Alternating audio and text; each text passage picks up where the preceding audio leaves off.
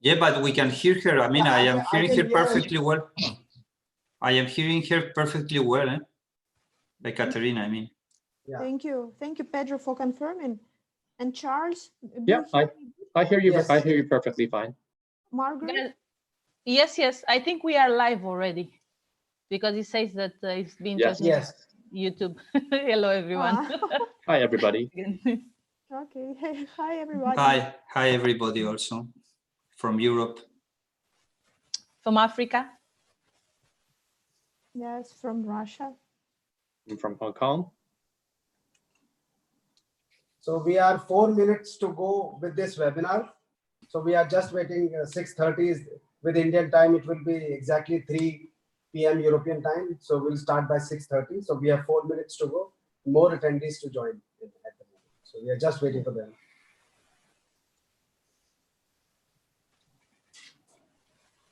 It is the countdown.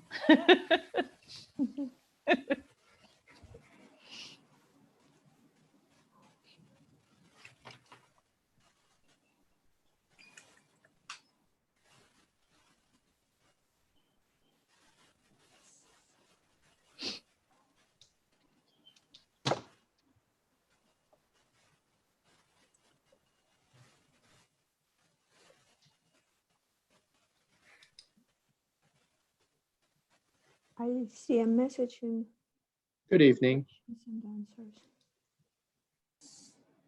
Oh, okay. Good evening, Dinesh.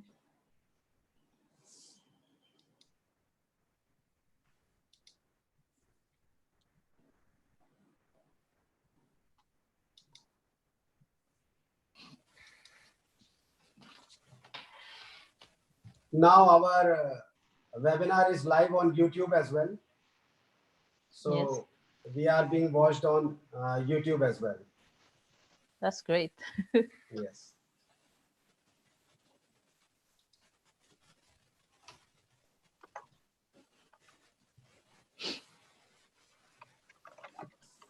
And will it be recorded? So Veronica is there and she needs to, she want to ask something. So I'm just, we have some time. So I'm just allowing to speak to her. So I'm giving her permission to speak. Veronica. Can you hear me? Yeah, Veronica, can you hear us? I can hear you, but Yeah, hi, how are you doing? I'm okay. I'm okay. Can you see me also? It's nice to see you. Can you hear me? It's nice.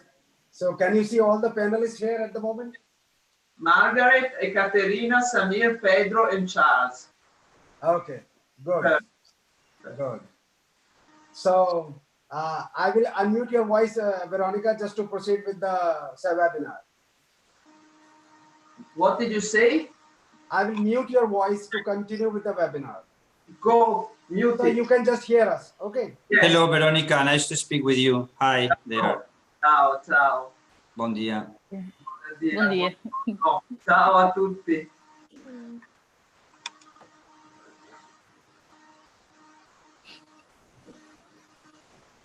So I think it is now 6:30 the time now, and we should start with. And at the moment we have around 25 participants, attendees here, and more will join within 5-10 minutes. So what panelists say, do we wait for 5 minutes or shall we start? Because people are joining very fast. I think we should start. We should start. Okay.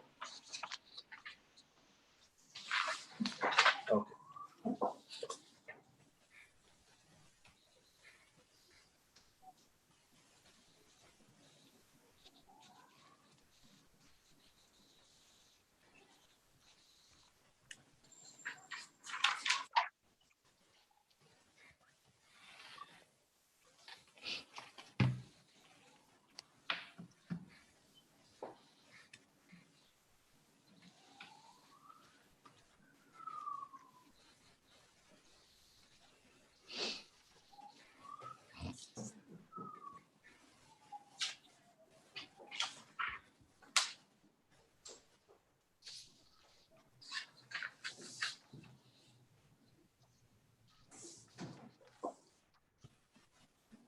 So the time is 6:30 now. So it is the time as scheduled for the webinar.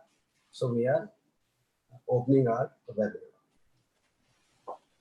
Distinguished speakers, colleagues, ladies and gentlemen, a very warm welcome from India.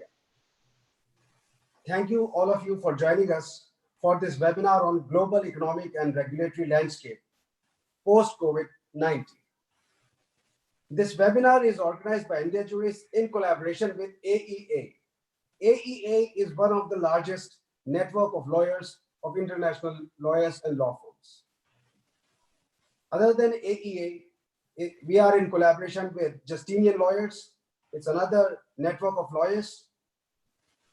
A 9 Unicorn, which is an equity fund established in India. Venture Catalyst, it's an investment platform in India.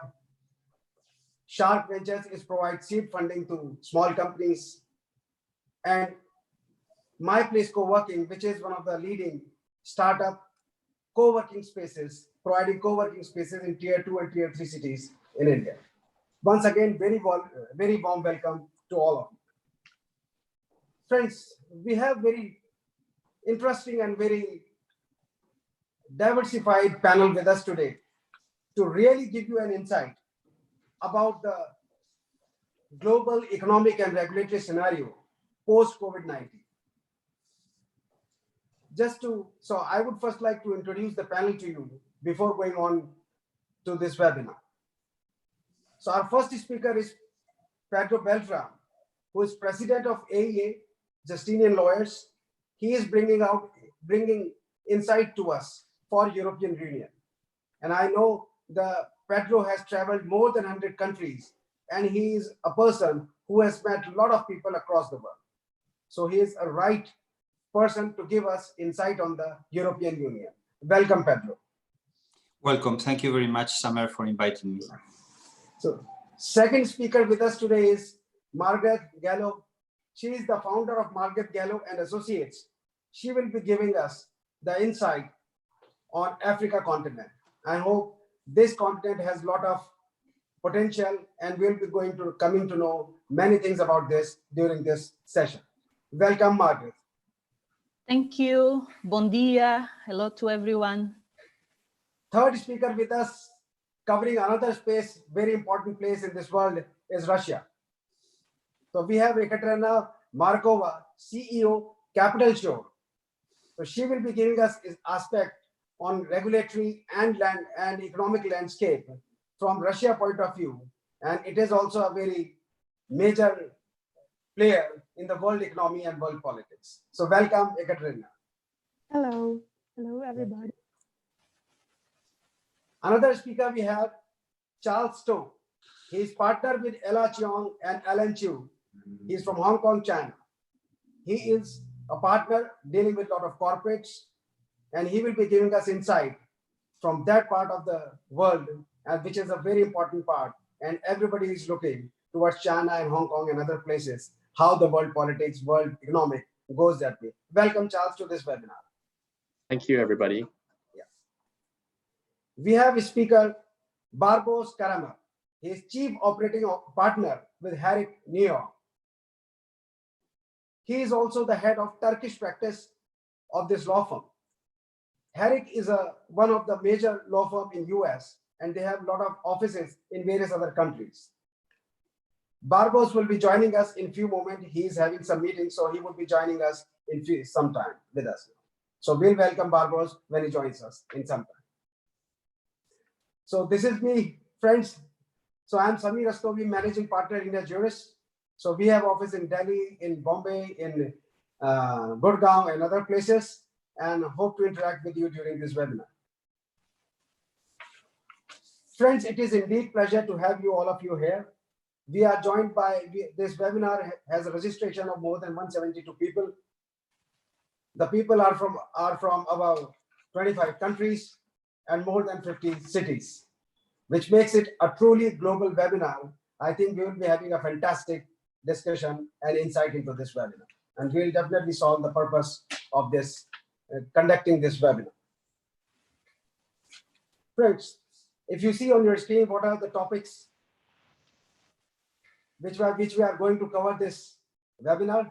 This webinar will be able to know the economic scenario, the regulatory scenario, what the governments of respective companies, respective countries are offering, how things are shaping up post-COVID-19.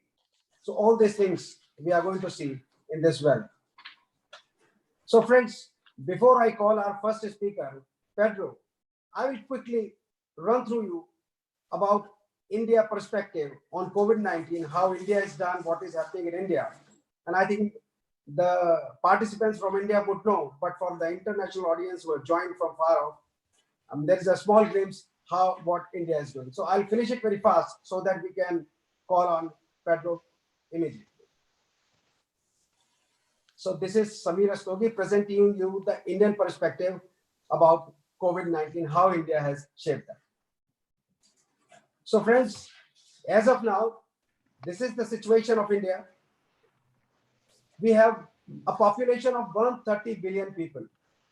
Out of 130 billion, only 81,970 are affected, 27,000 and odd have recovered, and unfortunate have been 2,649. And the most affected areas in India are Maharashtra, where you would all have known Mumbai is the financial capital of India. That is the place which is most affected. The second affected place is Tamil Nadu, which is Chennai, with a down south of India. Third affected place is Gujarat, from where our Prime Minister Narendra Modi comes from. And fourth place is the Delhi. So friends, in India, the government announced lockdown on 24th March 2020. So what happened, how it started? Even before the lockdown was announced, the government of India took the measure of declaring COVID-19 as a pandemic. So in India, we have an act, as we have written here, Epidemic Disease Act 1897 and Disaster Management Act 2005. So immediately our government has declared COVID-19 as a pandemic so that a lot of facilities can flow to the countrymen and to the business houses as if it is as the thing COVID being declared as pandemic by the government. So that was the first of the measure which the government immediately took. Second measure, as an impact of COVID, there were a lot of disputes were bound to come up among the corporates where people were not able to fulfill their obligations.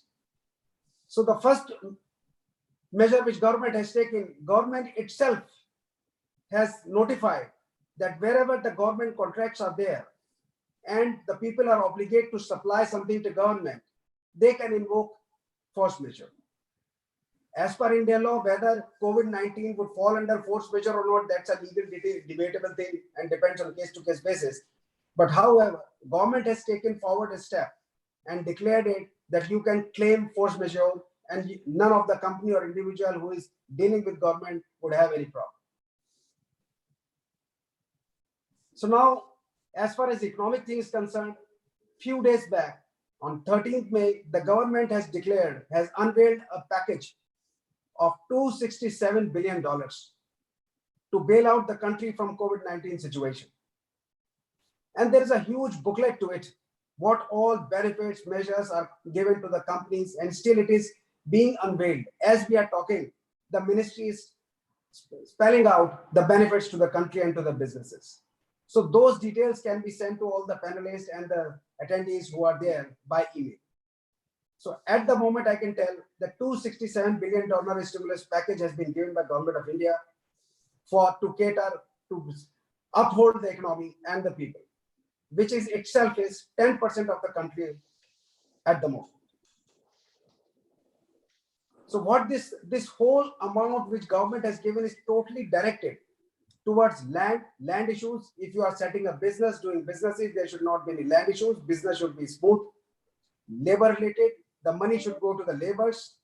They should have money in their hand. The economy should run. The package is directed towards liquidity, so the liquidity is there in the market. And last, the laws. The laws are relaxed. A lot of relaxation have given in different compliances, in different dates which were approaching fast. So laws are put in such a fashion that it supports business community and the country of the people. This is what India is doing, being such a large country of 130 billion. in a very short time and commendable period, government has taken these steps. So what India is offering? India is giving benefit to the companies who are relocating their businesses to India from other countries. India consists of various states. All states are offering different benefits to the companies, whoever is coming to that states. And these benefits, these are huge and different. We have large number of states. So these can be a separate topic. What are the benefits each state is giving? But it is making an attractive situation for the investors who are relocating their businesses to India.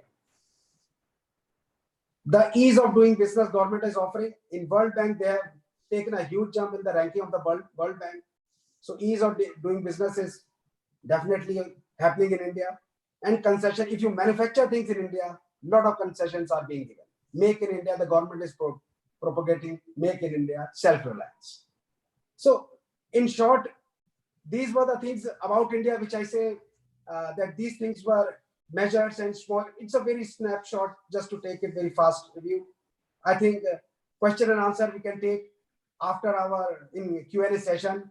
Now I would invite our first panelist, Pedro Beltran, to give his view on European Union. Pedro, you are most welcome. Thank you, Samer.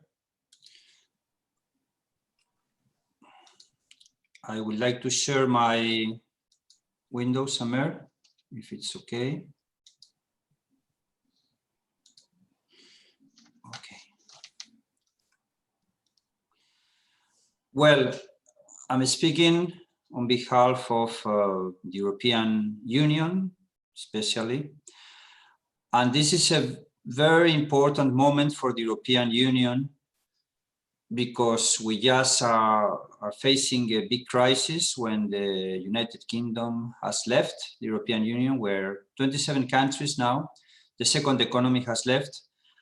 And after that appears this crisis. What is the response from the European Union itself? First of all, I have to share with you the words of our president, Ursula von der Leyen. You have here in the screen, where she says that we will do whatever is necessary to support the Europeans and the European economy. The reality is that the European Union, the European Commission, has taken several measures, which appear here in the screen. Ensuring solidarity in the single market is the first measure that has been taken in relation with medical equipment, aviation, and tourism. Then mobilizing the UE budget and European Investment Bank. And this is the most important one because of the liquidity measures. You were speaking about the figure for India, Samer. Well, our figure is 37 billion. 37 billion that under European structural investments are mainly put into the market through the countries and through the European Union itself. The third measure is state aid. The fourth, liquidity to the banking sector. This is extremely important because the banks are giving loans now in all the countries of the European Union. There are loans very easy to get with a very small type of interest, and this is working quite well in what relates to the banking sector. And a flexibility of the European fiscal framework is the fifth measure that has been taken by the European Union. If we continue with the details, we will see here about the budget that some of the measures have been taken by the countries themselves, national liquidity measures, you have them in the screen, including the schemes approved under temporary flexible EU state aid rules. The main measure in all the countries of the European Union is that the state is covering now the salaries of the employees that have gone into unemployment for a temporary period. I mean, we suppose that this is going to last till the end of June in some countries, and then the activity will restart. And really there has been put a lot of money inside the economy, especially for covering the salaries of all the people who are unemployed now on a temporary basis. If we continue with the screen, we see this huge figure, impressive figure of 37 billion for this medical equipment. Again, liquidities for authorities to deal with the crisis and help to pay salaries and bills. Bills including electricity, water, and salaries, as I explained before, which is the biggest measure that has been taken by all the governments, is to cover the cost of the salaries during this period. We continue with the screen. We see more details about the European Union response by the European Commission in all the items that have been ensured now directly by the European Union.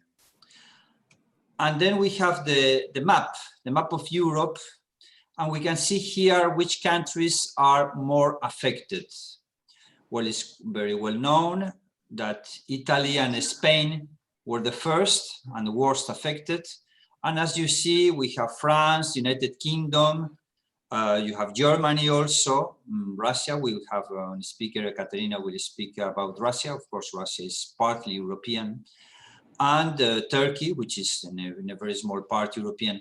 You will see, on the contrary, that the smaller countries or the less populated countries have been less affected. You can see in the left of the map, Portugal, Ireland. You can see Norway less affected, Sweden little more, Finland less, and several the countries that come from the ex-Yugoslavia also less affected. The reason of this is mainly because these countries were not so affected at the beginning and they took measures very quickly. So what we have now in Europe is the biggest problem we are having is in relation with the borders. You know, all of you that are hearing know that borders have disappeared inside the European Union in the majority of the countries. Unfortunately, borders came back and we have borders again.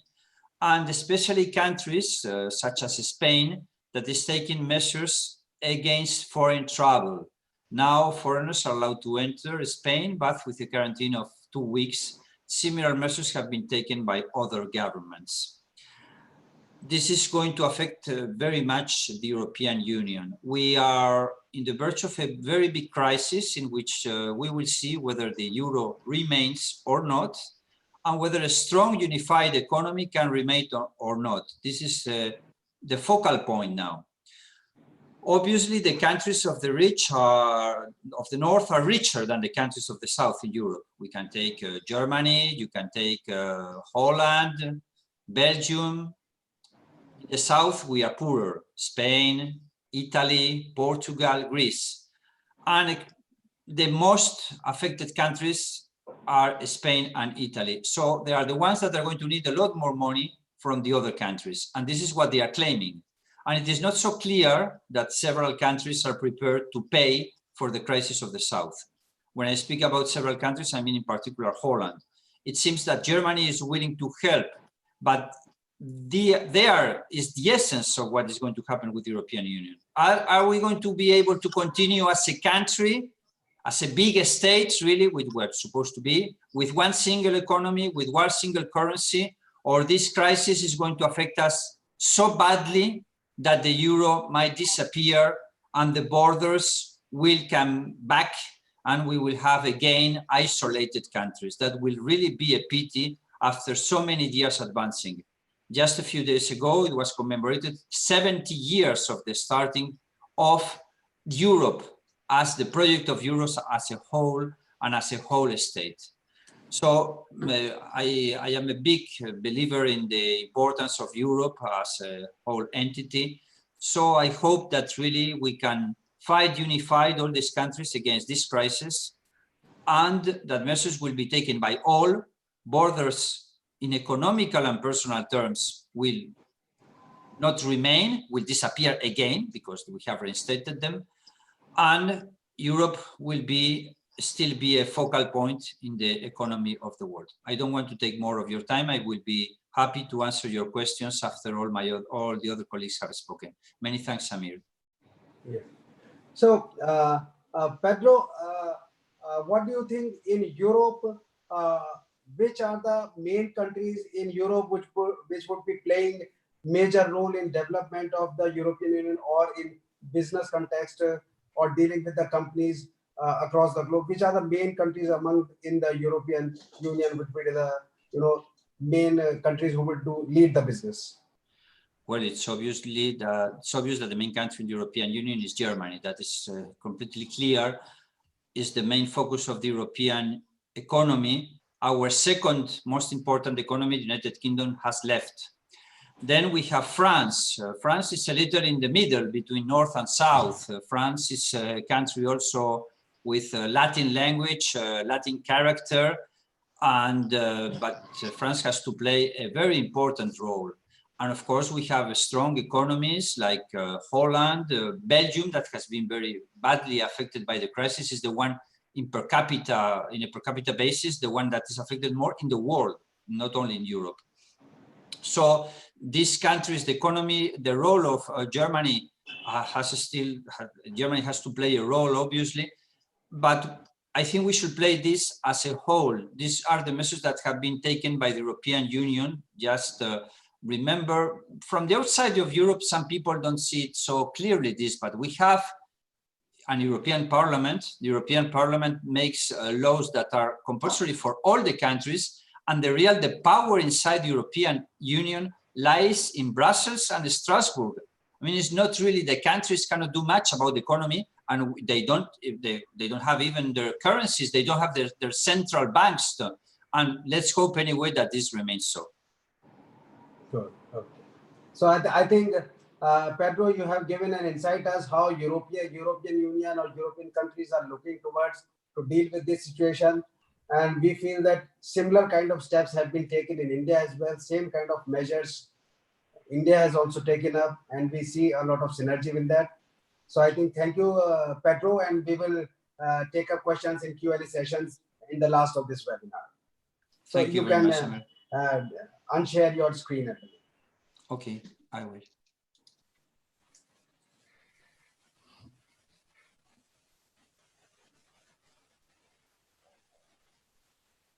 Pedro, there is one question which has been asked by, which has popped up just now on the screen, that the Finland is known for its education system. How are they delivering education in this crisis? One of the attendees has just popped this question. So can you just throw light a minute before we call Margaret for this? Yes, of course, briefly. Finland is number one in European education in all the statistics and in all the results. Well, it's a small country anyway. It's not a small country in size, it's a small country in population, and they continue delivering so. Anyway, education in the vast majority of the European countries is completely closed now. I mean, there are no schools, there are no universities, and children are just doing their tasks through the internet, but the schools are closed. I am sure that Finland will continue to be the main power in the European Union for education after the crisis. Okay, okay. So I think now Barbaros has joined us. So I can see Barbaros on the screen. Hello, Barbaros, how are you doing? I'm good, Samir. How are you? I'm doing fine. So Barbaros from Herrick has joined us. I have already introduced you to the attendees who are here. And I think we will have more questions and things in your session. We'll have a reintroduction when your turn comes. So, okay, thank you. Well, friends, now we have Margaret. I invite Margaret to share her views on African continent. And I think that would be a very great insight for us as well. Welcome, Margaret. Hello, thank you so much. I'm trying to share. Are you seeing the PowerPoint? Yes. Yes. 1 minute. Okay, it's there. Well, I will share the overview. I will make a small and fast overview of Africa, because it's such a big continent. I will try to talk about the most important topics. Yes, yes. So we will see some legal issues and some connected issues to the legal issues, which are unemployment, digitalization of the courts, the military infectiology department. We will also talk about the Madagascar excellency in finding the cure and distributing already around the continent. We will talk about the statement of the Ghanaian president and the common view from his view, but that is a view that many Africans are feeling at the same way. We'll talk about also the traditional medicine and small businesses and the investment opportunities in this area. As the world is seeing, we are looking at the situation in a different way. It is the same situation, but to which the world is looking at the 6, but the African is looking at the 9. Africa has been going through a redefinition of the continent, a redefinition of the things we must do. And COVID is actually a tragedy that is helping us to rethink our way of living, to rethink our dependency, and to rethink what we need to do for ourselves and for others. So this is, the world expected Africa to be the most affected continent. So was looking at the 6, but the Africa is the least affected continent. And we knew that we would be the least affected continent because we were looking at the 9. But this is a vision that we can share with the world to have, or try to have a common vision on the most important common issues. We see here the post-regulatory landscape. It's very important for African courts, and it's very clear now for the people that would not agree at the time that it's urgent that the courts needs to be digitalized. We need to move to digitalization a bit faster.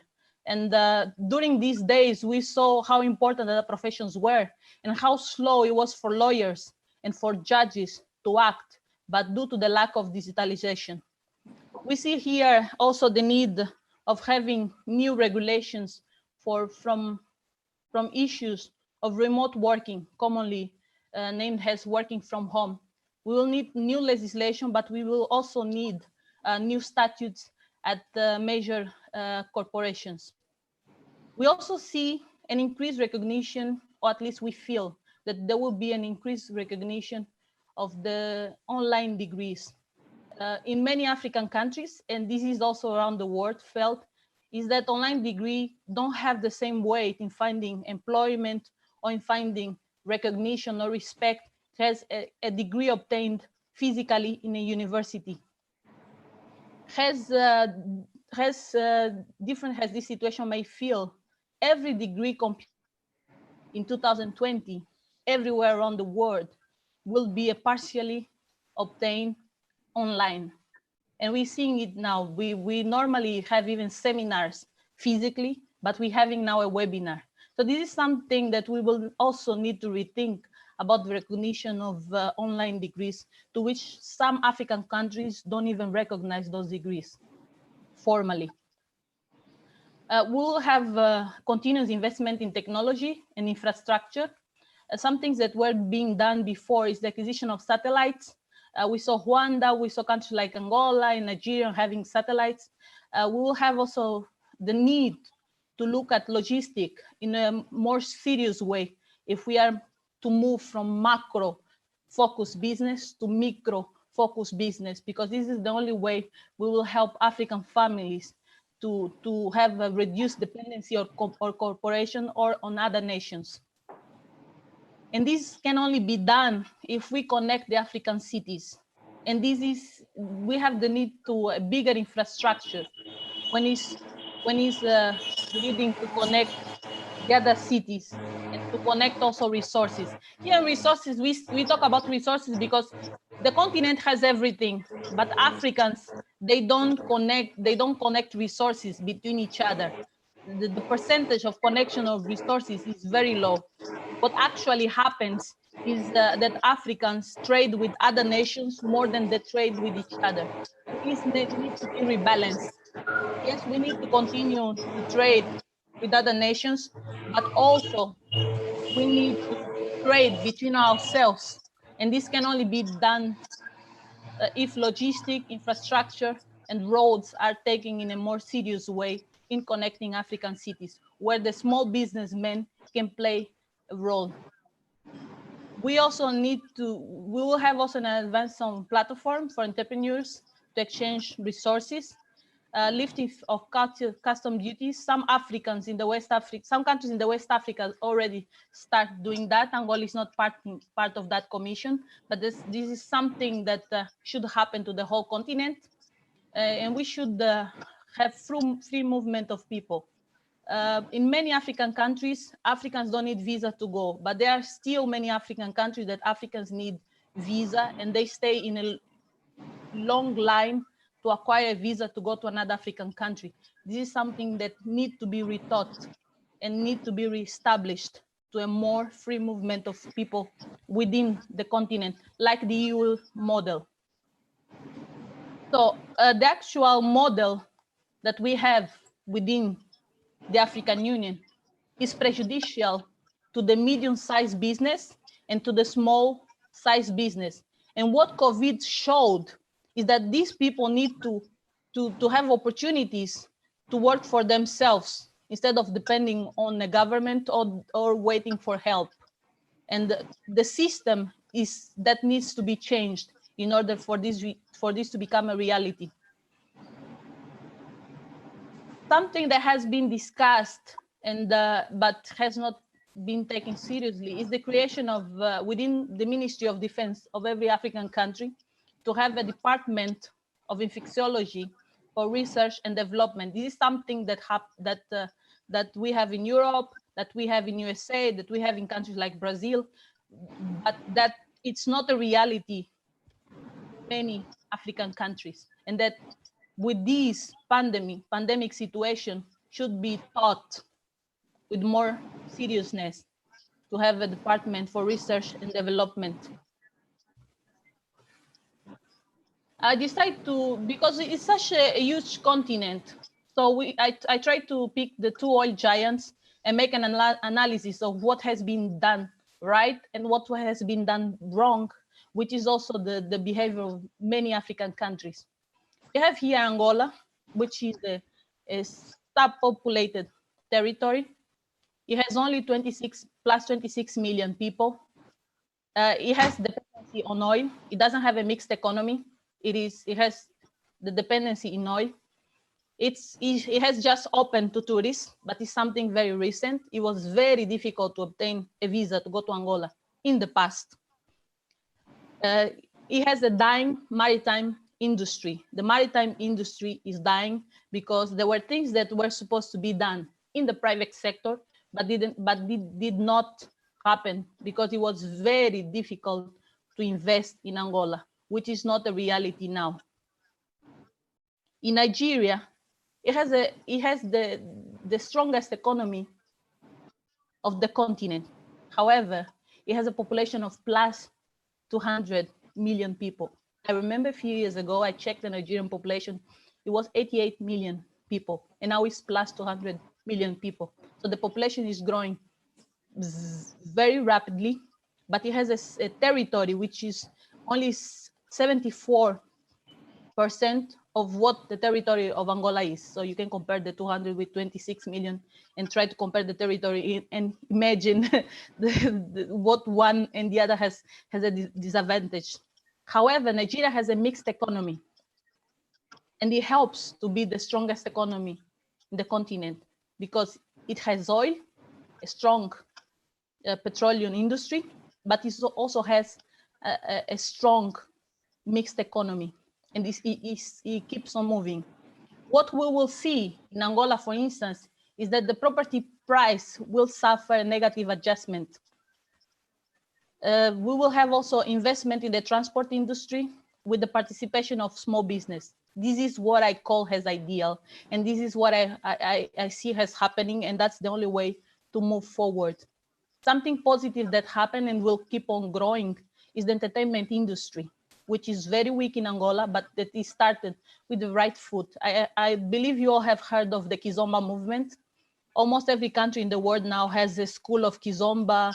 It has Kizomba festival, participation in Kizomba festivals. And this is a movement that was started by an Angolan singer, and this now all around the world. So this is the right step to start investing with certain seriousness in the entertainment industry. Nigeria, however, it's already on Netflix. It's already partnering with the biggest musicians in the world. It has gained a streamline of income with the entertainment. It has also has services, agriculture, mixed industrial performance that will continue to grow. The telecom also will continue to go because there is a lot of investment in this sector, but also they have the plus 200 million that will continue to grow. So it's a very, very good area that we can see to compare these two oil giants. Concerning the cure found by the Congolese doctor resident in Madagascar that had the full support of the Madagascar government, it was primarily, in the first time, it was approved by 9 heads of the state and the African Union. The medicine has been distributed in many African countries. And right now, you have here the names of the presidents that attended the first video conference, presidential video conference. And you have also the countries that they represented. So they congratulate the Madagascar government for investing in the cure and for distributing around many countries in the world. Now we have 32 or 33 countries that have officially approved the cure and are already selling in pharmacies.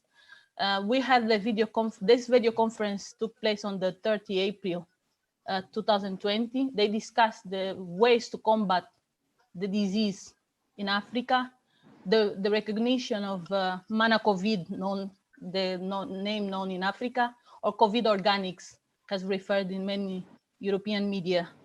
We have also distribution of the cure throughout the continent, which was first mocked, but is now being considered by the rest of the world.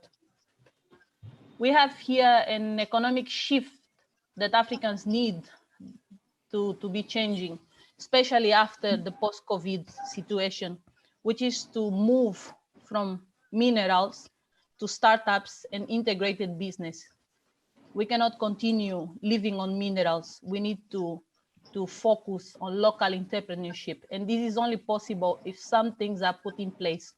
We need also to move from dependency of the macro economy and move to a micro economy focused. And this can only be done if the local business is stimulated. I hope also to see reduced dependency on other nations for consumer goods, as every nation should not depend on other nations for the basic goods such as food, personal care items, entertainment, clothing, furniture, toys, medical checkups, etc., education. This is something that we saw all around the world, that it was impossible for many countries to depend on other countries for things that are so basic. And Africa is the continent produce these items, but doesn't produce enough for the population that it has. So it lives on imports. This is all I had to share. I'm open to questions, and thank you so much for your attention. Yeah, thank you, Margaret. It's really a nice insight into the African continent. But I think we have before we go on to our next panelist, there is a small question which is popping up in front of me for Africa. So yes. One of the attendees wants to ask, we'll have detailed one in less, but one I'm taking after every session. Are there any efforts taken to improve and help a small and mid-sized business during the crisis in Africa? Is there any hope that model like EU can be applied to Africa?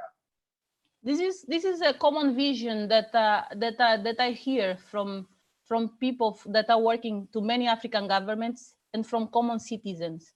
They say exactly the same thing, but in private conversation that they didn't hear different people saying this is something that needs to happen. And this is the only way Africa can move forward. Imagine if the small businessman that has a small restaurant or a small cafe in the border can sell every day and sustain its family with the sales, it will contribute to the economy. If the small businessman can sell handmade jewelry, handmade clothing, and so forward to tourists, it will contribute to the economy. We have to have diverse tourists around the continent. Imagine an Angolan would go, if he could easily go for holiday anywhere in Africa, if any other Africa could easily go for holidays anywhere in in Angola, it would contribute very much to the tourist industry. It would contribute to the entertainment industry. It would contribute to the small businesses even. Yeah. So after listening to European Union and to Africa, one thing is clearly coming out that all parts of the world are focusing on internal business self-reliance to their micro and small units, their entrepreneurship, their startups. All parts of the globe are focusing inside within their country to generate in the business and entrepreneurship within their country. So I think we'll hear more from our other panelists, and we can have a discussion at the end. So friends, now I would like to welcome our Russia counterpart, Ekaterina Markova. You are please most welcome, and we would like to have you share your views on it. Hello, everybody. I will be glad to give a super view over the measures of governmental support in Russia. And hold on a second, I will share my screen.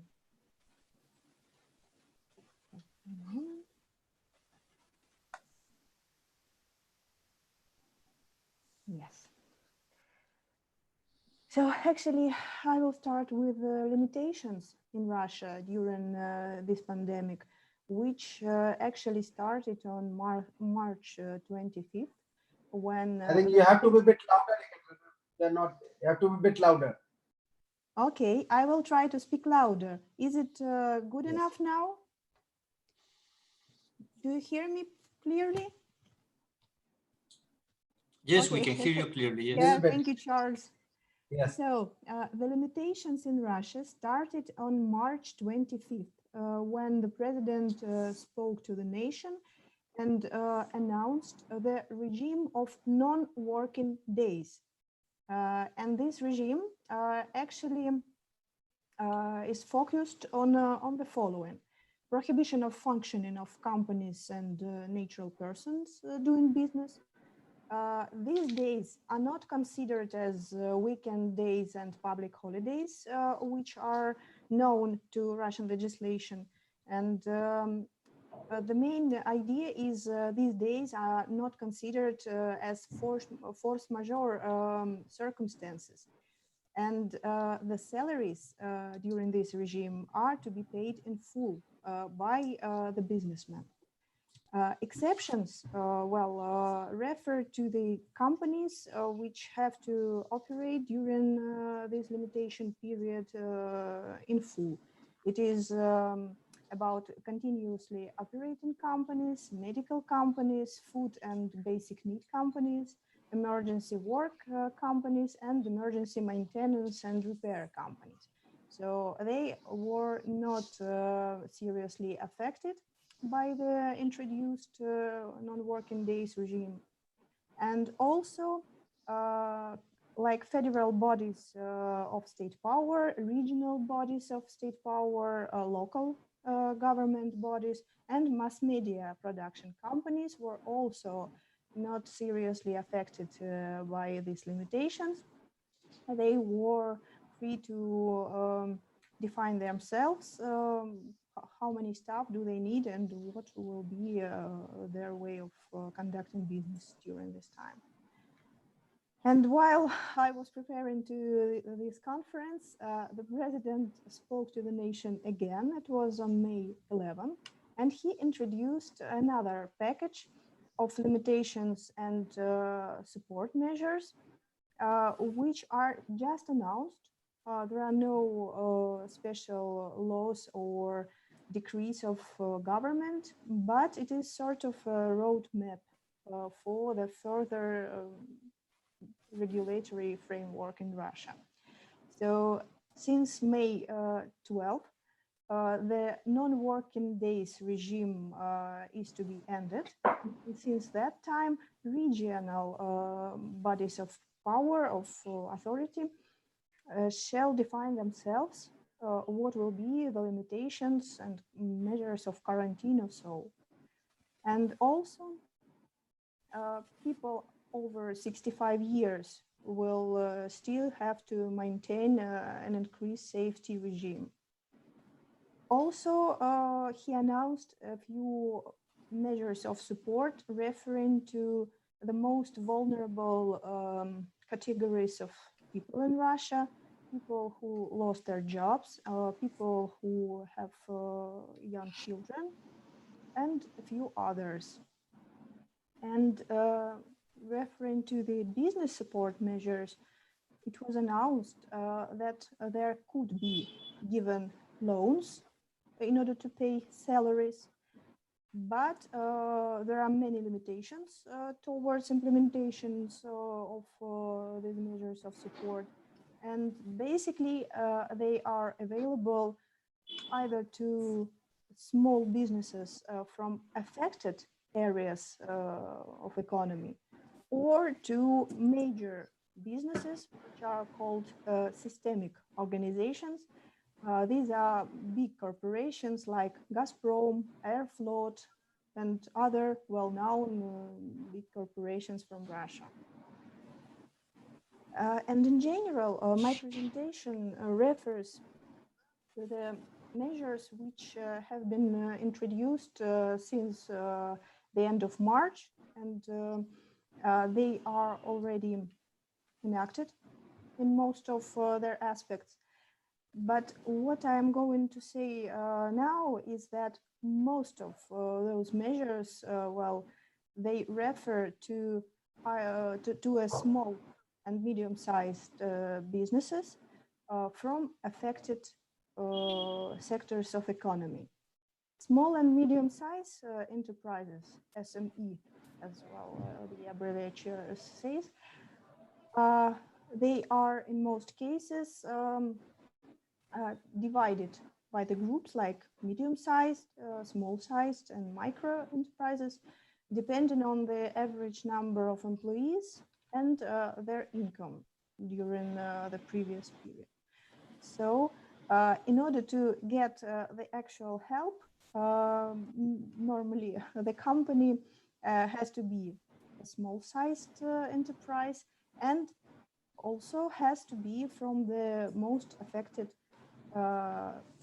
sector of economy. The list of the most affected sectors was approved by the decree of the government of Russia, and it includes the following sectors like air transportation, culture, sports, travel, hotel business, food service, education, conferences and exhibitions, services to the population like dry cleaning or hairdressing, healthcare, and retail sale of non-products. So normally when we speak about support measures in response to COVID in Russia, we refer to small business from these affected areas. In the end of my presentation, I will also mention systemic organizations, the big corporations, which actually have different treatment from the government. But in general, if to speak about support measures referring to companies and individual entrepreneurs, we may mention like extension of a deadline for filing tax returns, or postponement, not cancellation, postponement of tax and insurance premium payments, introduction of reduced insurance premium for small businesses, and many other means which normally, how would you say, involve bureaucratic aspect of business administration in Russia. You can file something later, you can pay not all the taxes, but some of them a bit later, but you will not be relieved from some obligation. You will just have some time to fulfill them a bit later.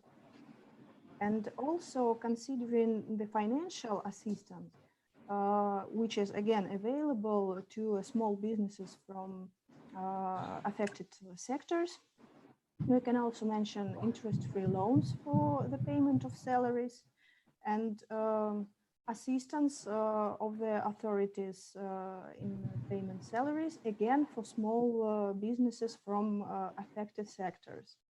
Loan holidays, subsidized loans, and other similar means of support. Considering rental relations, it is also currently running problem in Russia because the regime of non-working days, actually the one which was introduced by the president, clearly states that all the financial obligations which are due to be paid by the businesses, they have to be run by themselves, by their businesses.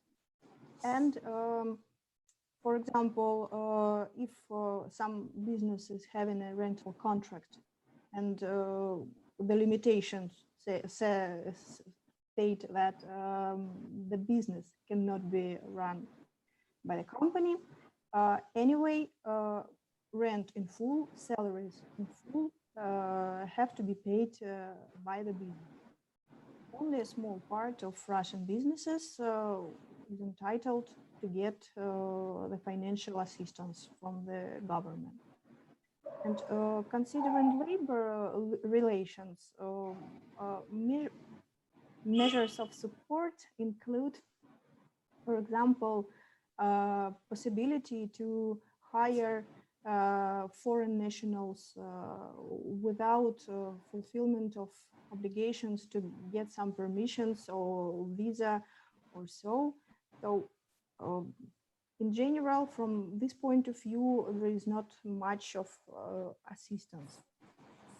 Considering corporate relations, for example, postponement of the annual general meetings can be received by the companies, or reduction of net asset value for those companies who are obliged to comply with certain limitations is also available. Also, the meetings of the shareholders, for example, of joint stock companies, may be held in absentia. And some other support measures are also available with respect to corporate relations, but well, they are not financial.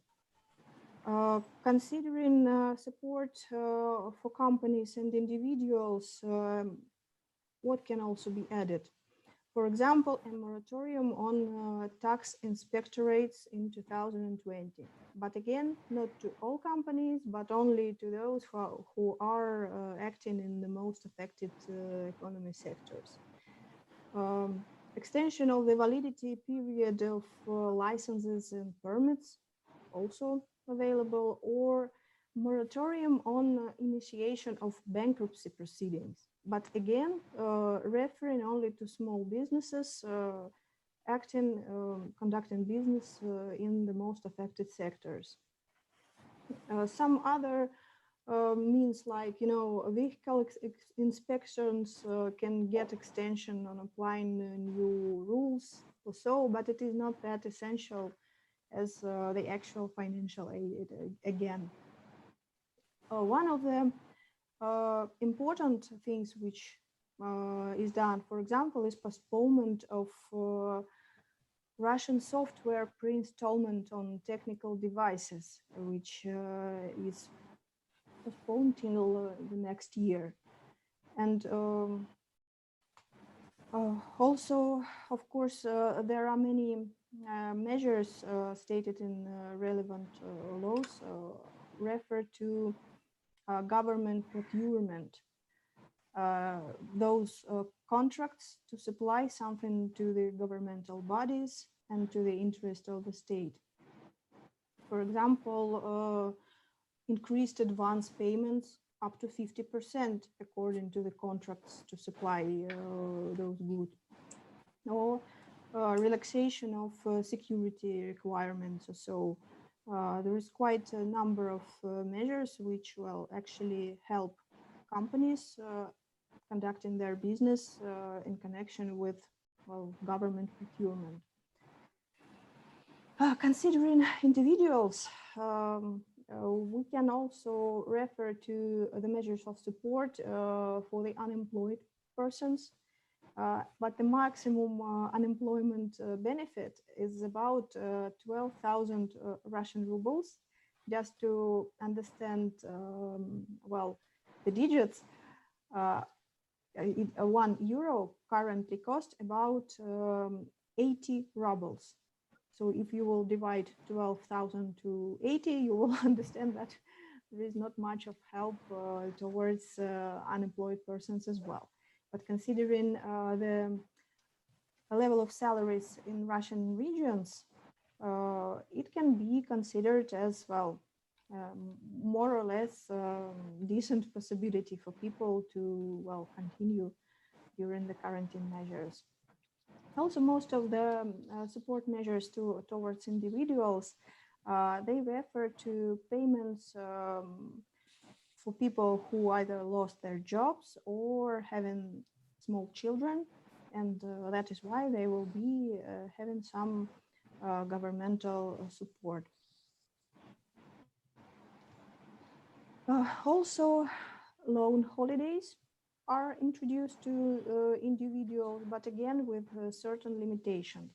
And in, well, this case, loan holidays mean that for a certain period of time, loan payments can be just stopped, and they will get started in a few months later on. And well, considering the administrative issue relating to support of individuals, we can also mention extension of the deadline for filing a tax return for natural persons for the previous year, which has to be normally done before the 1st of May. But currently the deadline was postponed till July 30th. And also the extension of the deadline for submitting information about the property and other relevant obligations. Considering the healthcare workers, there are certain valid measures of support, like incentive payments or personal tax exemption, considering those payments, or renewal of certificates on beneficial terms, and some other additional measures. So Russian medical workers, they really receive the actual support from the government. Considering the international relations, and as a tax lawyer, I must underline the following. In the president's address to the nation in March 2020, there was a roadmap introducing the government support measures, but also it included the following. All income payments in the form of interest and dividends that go from Russia abroad to offshore jurisdiction should bear an adequate tax. This is what was clearly said by the president, and which was actually underlined in his speech. And after those measures were introduced, there were amendments to some double taxation agreements concluded between Russia and a few countries. For now, it is with Cyprus, Luxembourg, and Malta. And Russian Ministry of Finance has sent letters notifying the relevant ministries in the affected countries that according to double taxation agreements, there will be increase in dividend and interest taxation. So those measures were directed against the companies specially established to optimize taxation. But in fact, they will be, of course, affecting absolutely good faith acting companies having some interests abroad. of course, that cannot be considered as a positive impact to the investment climate in Russia. But, well, what we have is this. And in the end of my presentation, I would say about systemic organizations. Those ones who are mentioned in a relevant law, and they have to comply with certain criteria in order to be considered systemic. And the main Russian ministries are preparing the lists of key companies in their sectors, key companies which have to be saved anyway during this crisis. Just to understand what it is all about, I can just mention a few companies like, Federal Air and Transport Agency of Russia announced companies like Aeroflot or Air Company Siberia, known as S7. Ministry of Finance announced Alrosa or other companies like that. Ministry of Sports, a network of fitness centers. Ministry of Transport has introduced Sovcomflot, Gazprom Avia, and some others. Ministry of Construction, Inteco and Capital Group, those are major development companies which will organize construction and so on. For example, Ministry of Communications introduced to this list Yandex is a search engine similar to Google, but working on Russian and CIS market. Kaspersky, maybe you heard about, well, antivirus laboratory. And, well, some other major companies like Rosneft, Gazprom, Interrao, Hamas or so. In total, more than 1,000 companies which are considered systemic.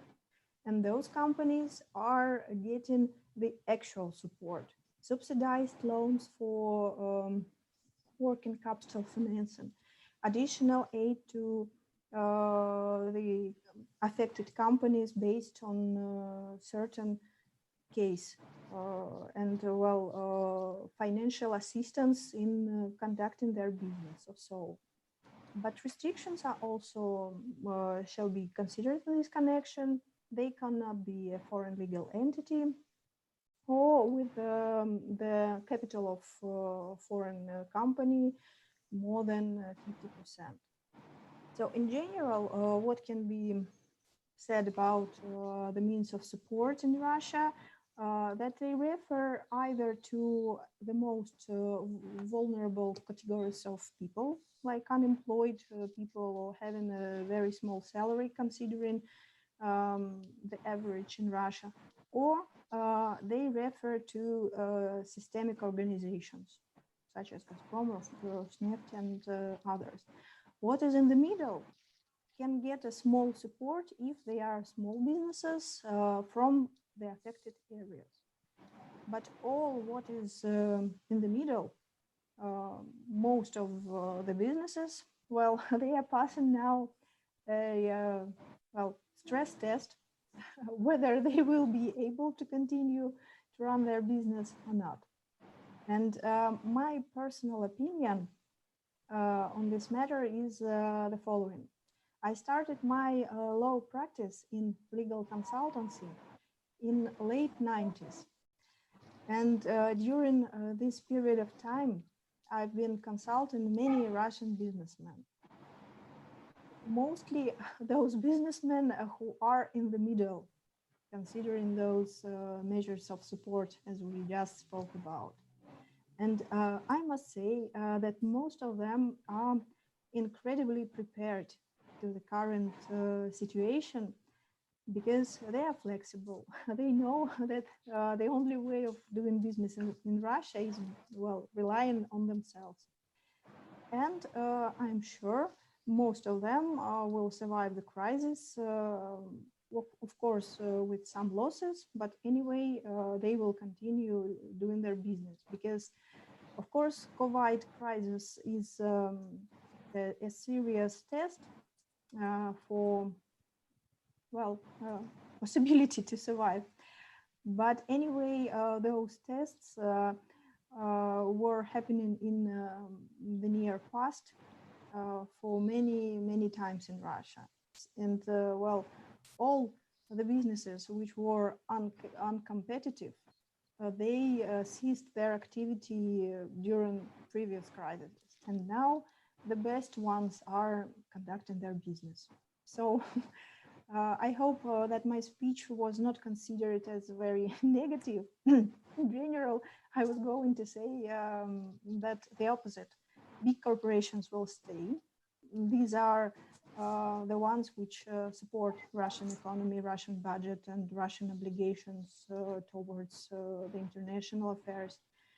Russian businesses which are not affected, which are not from affected sectors of economy, they will also survive because they have passed those stress tests for many times in the near past. And the ones who cannot protect themselves. Ekaterina, one question is popping up in front of my screen. That do you have an idea how many people, what percentage of employment is affected by in Russia from COVID-19? Do you have any idea about that? You know, I didn't see the relevant statistics because all the ministries in Russia are having their websites, and they publish the statistic of how many rubles were invested in support measures, how many people are affected. I didn't well pay attention to get the statistic, but in general, I would say so. When the limitations were introduced by the president in the end of March, well, they affected the entire population of Russia because it was said that businesses cannot conduct their business, they cannot earn money, in fact, but businesses have to pay salaries in full, and in some way they are limited in possibility to fire someone. They have to comply with other obligations like payment, for example, for rental of their offices and so on. But the actual means of governmental support, well, is focused, as I said, to either the, well, most unprotected or... So I have more question for Russia, but we will take in Q&A session. So I think if you're done with, then we'll have our Chinese from China. So I will be happy to answer the questions afterwards, of course, or by email. Certainly, I'm available for further discussions. So it was really an insight on Russia by Ekaterina. So now I'm inviting our next panelist, Charles, to give us an insight from the China Hong Kong point of view. Over to Charles. Hello, can you hear me properly? Yes, we can see your PPT. Yes. Great. Good evening, good afternoon, wherever you're located. So I would like to give a brief overview of the Hong Kong situation. So Hong Kong, I guess, out of the countries that are presenting today, I think would have been the first jurisdiction to have a COVID-19 case. So in Hong Kong, the first case happened in January.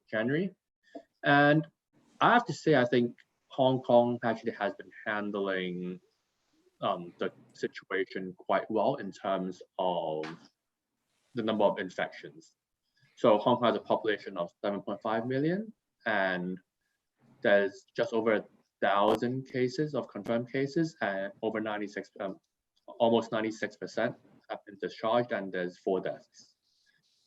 One of the reason I would have to say is because in 2003, Hong Kong has went through SARS, and so the population has been very cautious about infectious disease, and a lot of measures have taken place, including like people working from home, wearing a mask.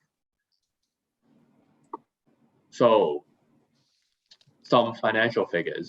GDP growth, you would actually see it started dropping significantly, actually starting in mid-2019, and that's before COVID.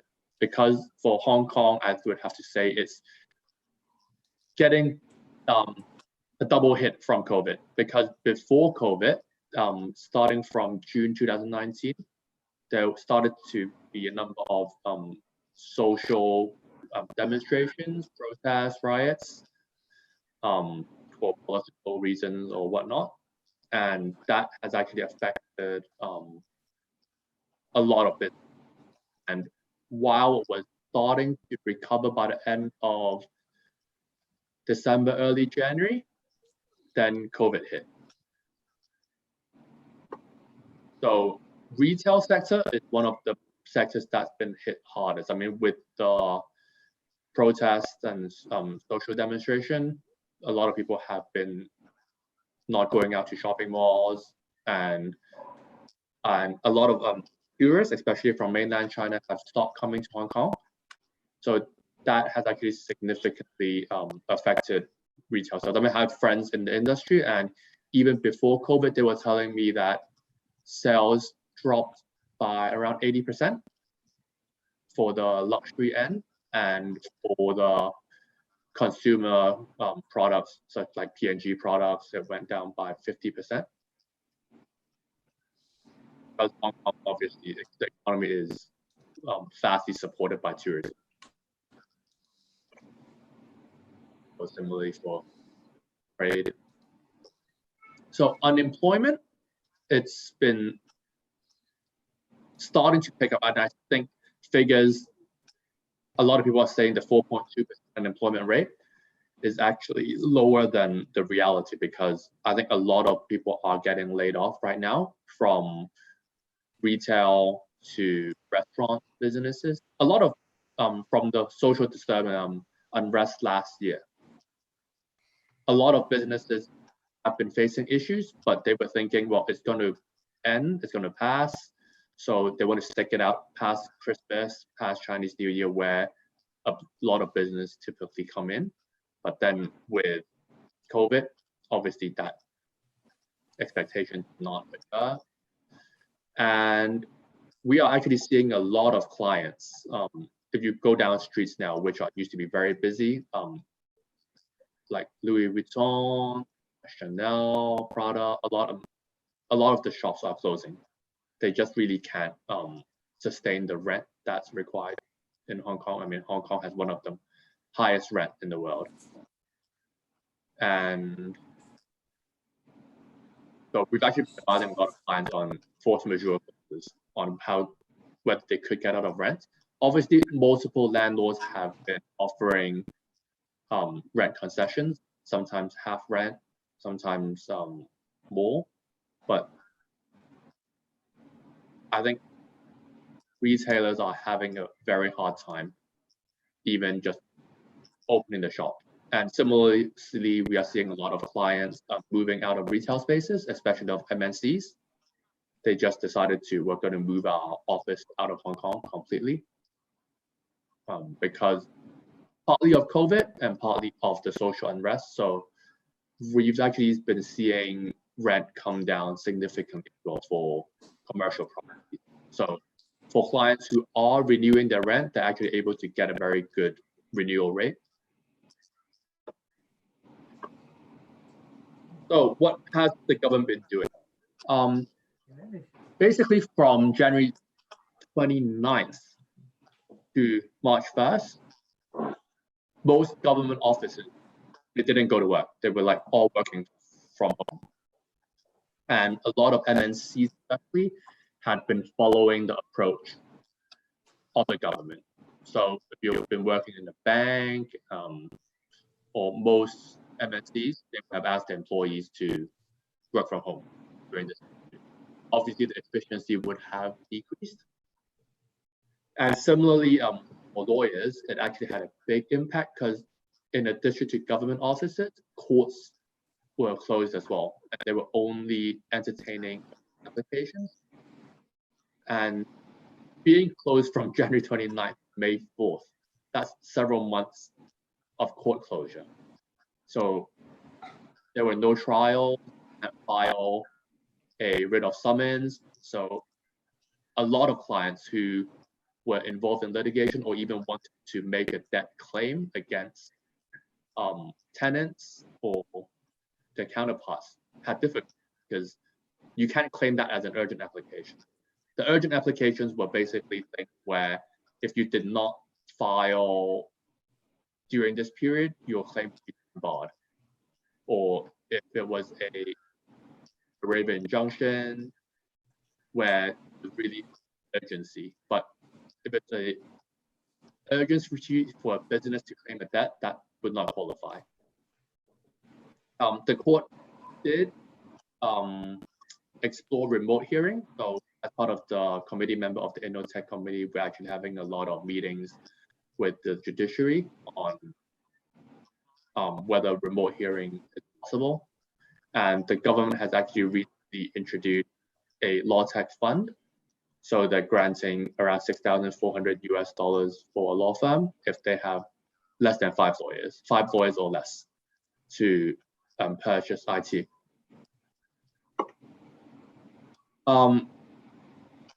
You would see a lot of things have been forced to close. I mean, that is one of the reasons why the number of cases have been lowered, but that on the other side has a significant impact on the economy.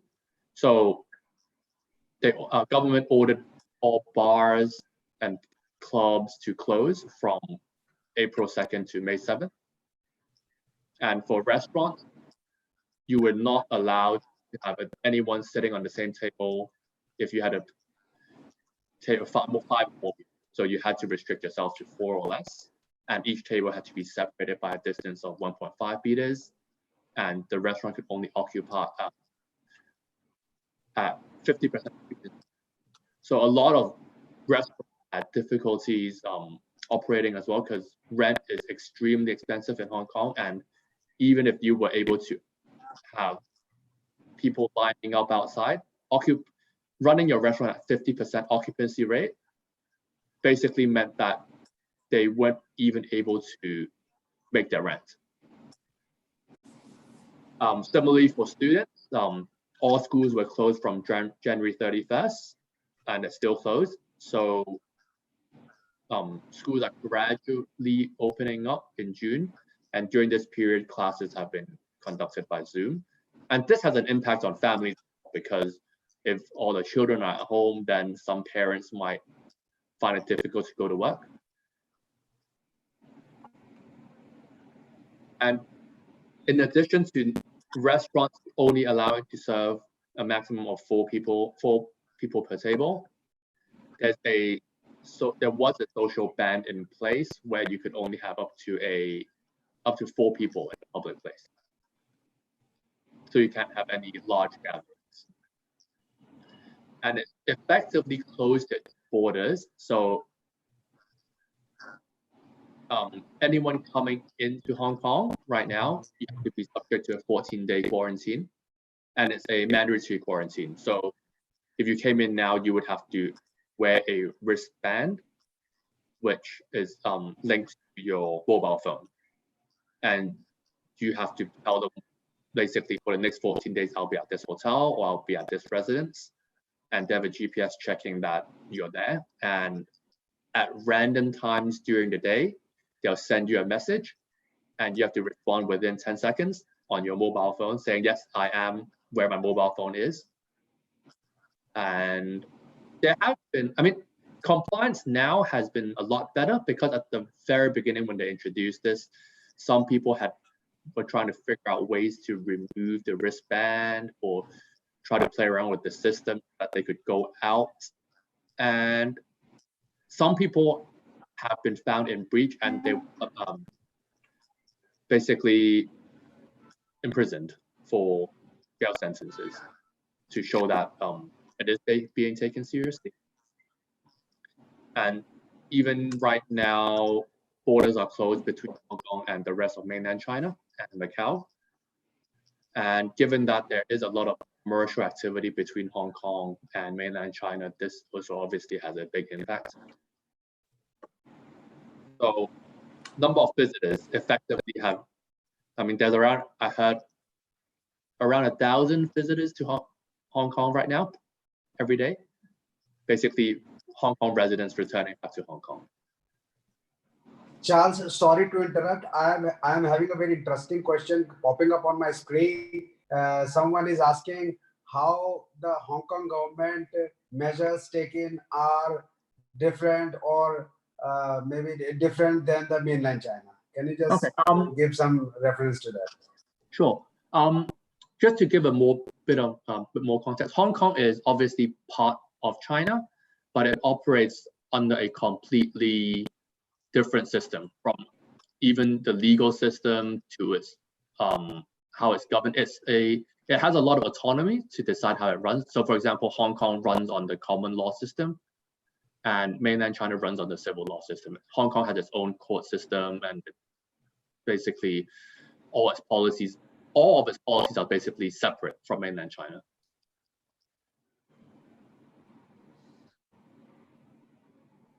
So Hong Kong has introduced a lot of measures. It's pledged 36 billion US dollars to help offset the economy fallout. It's creating a lot of package. I don't have a lot of information about this because these are quite still high level pledges, but the details are still being discussed in the Legislative Council. So, but it's committed to introduce a lot of money, basically. And in particular,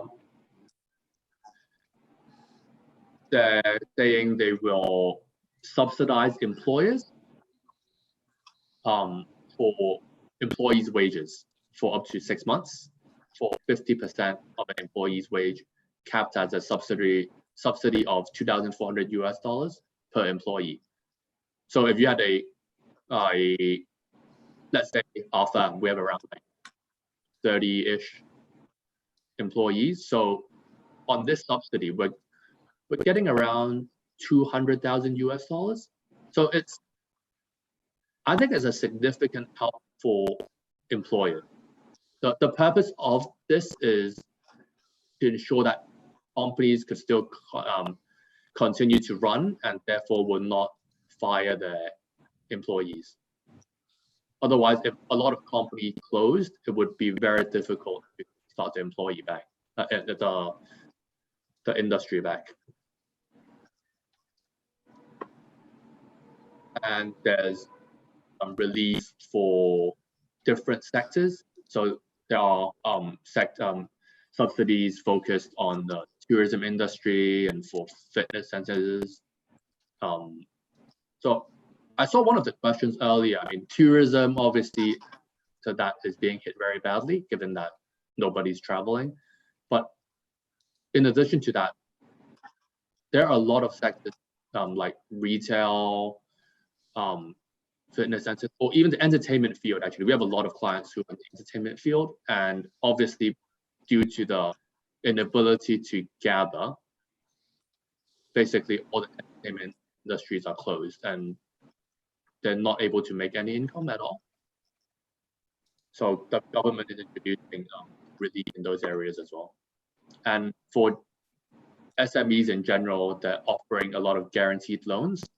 So basically asking banks to loan, but then the government would be 100% guaranteeing those loans.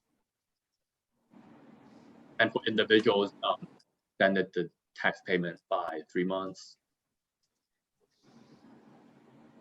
And yeah, that's, I think, a high level summary of what Hong Kong government is doing. Obviously, I think government around the world is introducing a lot of different measures right now, and it's changing. And I think we're all doing our part to see how we could help. Yeah, so we could raise any questions during the Q&A. Yeah. Charles, we are having questions, but we'll take after we have in our session. So we will, take up our last panelist, Barbaros. Is Barbaros here with us? Yeah, I'm here. Yeah, Barbaros is here. So so we have our last panelist with us today, Barbaros Karaahmet, who is a chief operating partner of law firm called Herrick. and I invite Barbaros to put his views from US perspective.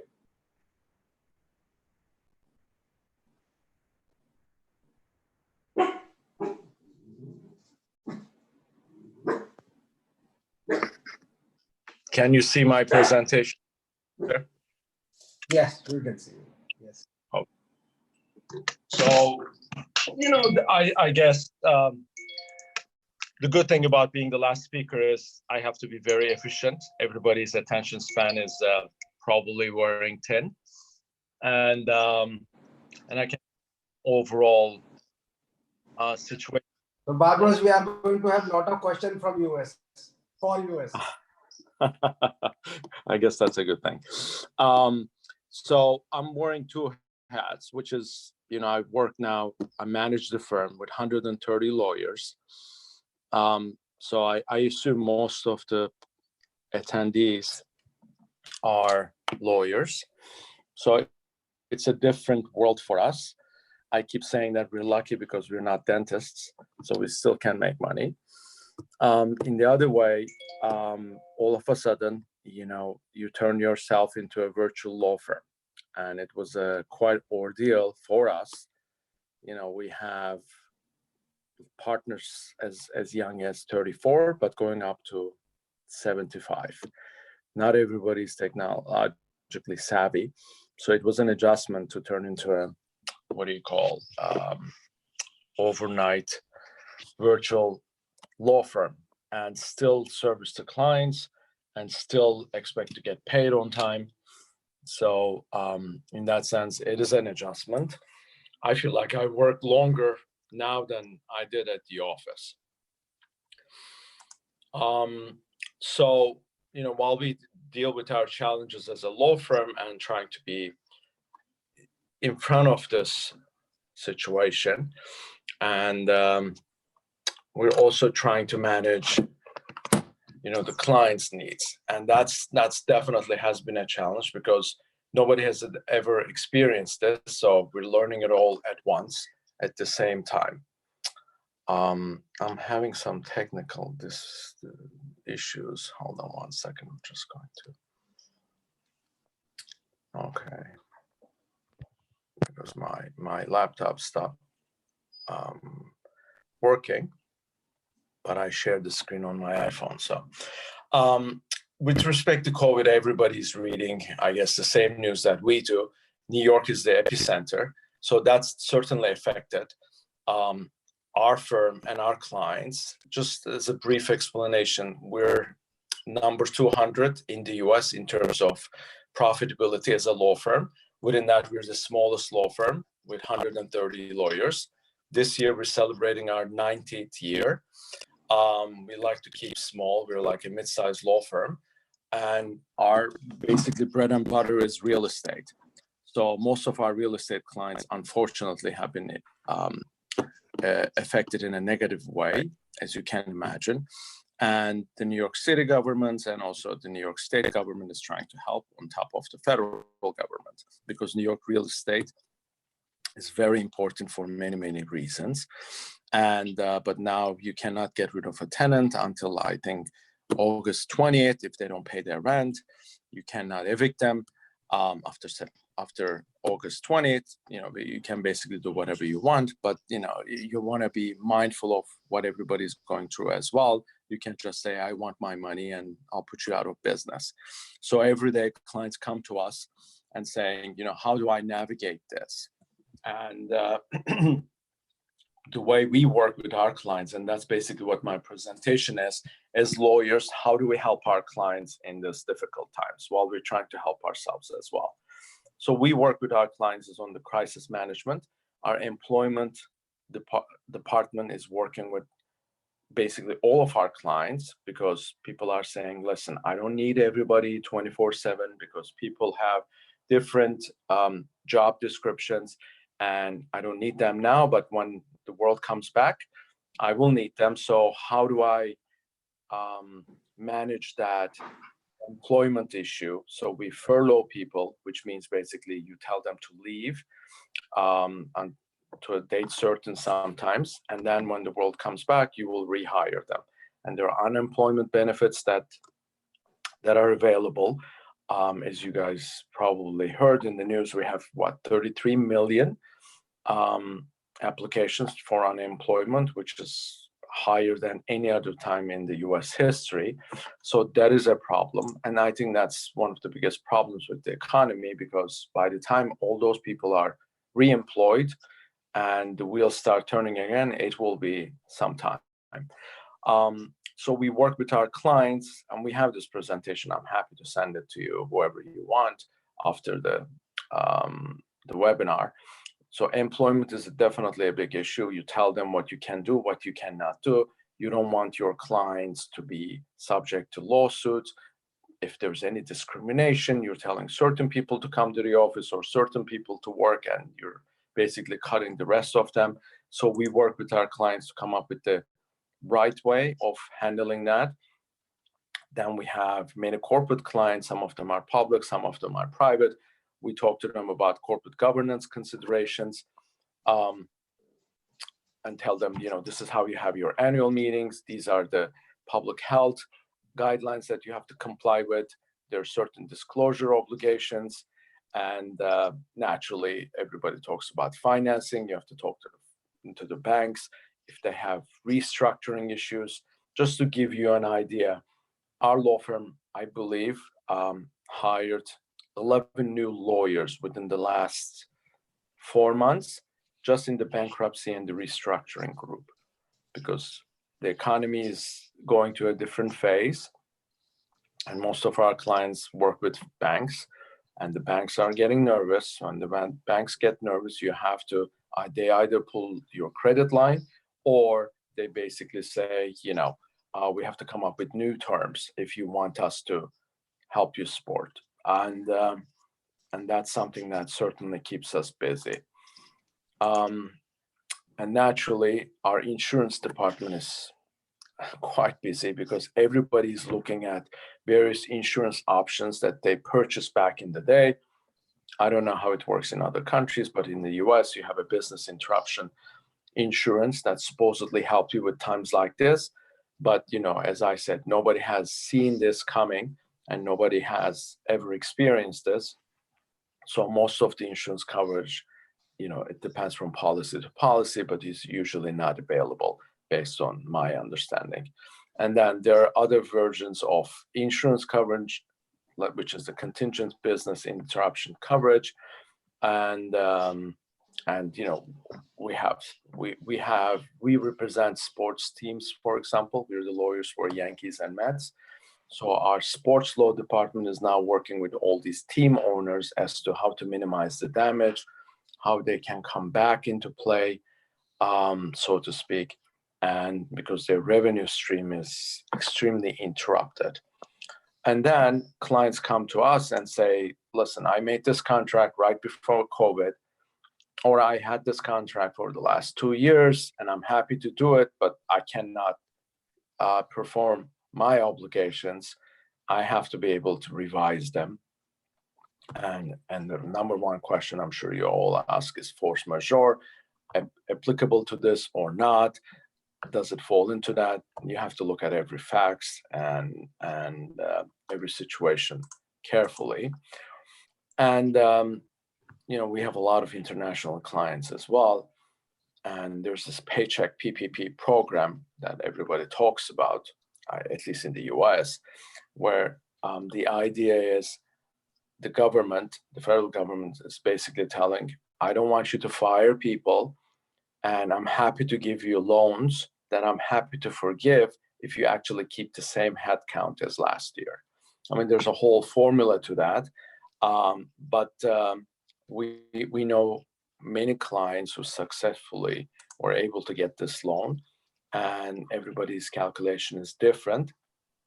And if they calculate it correctly, it will turn into a grant, which means they don't have to pay back.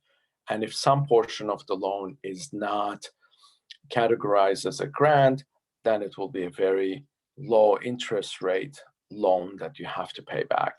So I find that program to be quite successful, and it was a successful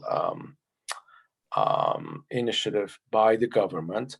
The first time around, there were a lot of issues. Probably you've seen in the papers, big public companies, even Harvard University applied for this loan and they got it. And then they were embarrassed and returned it back.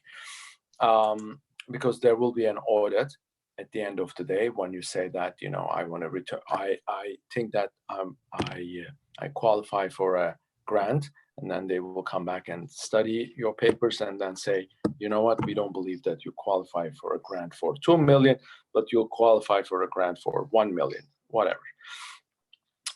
So that's in the play. I don't know, they're talking about another $3 billion package, but you know, it's a very political situation, unfortunately, between the two parties, and it always gets negotiated and sometimes watered down. With the real estate, as I said, you know, out of our 130 lawyers, 50 of them only do real estate. So we deal with real estate almost every day. Everybody sends us their leasing contracts. We have to look at that.